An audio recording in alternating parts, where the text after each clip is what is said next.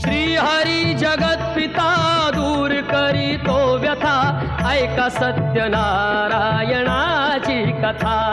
ही ऐका सत्यनारायणाची कथा, ही ऐका सत्यनारायणाची कथा। उल्कामुख राजा होता महाथोर, तयाची पत्नी होती सुंदर।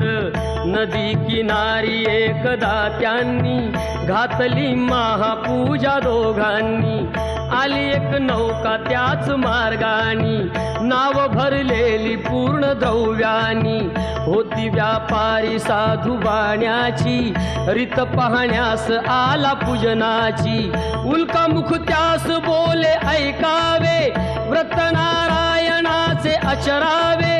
मनोइच्छित फळ मागावे, चरणी श्री हरीच्या लागावे। घरासी आला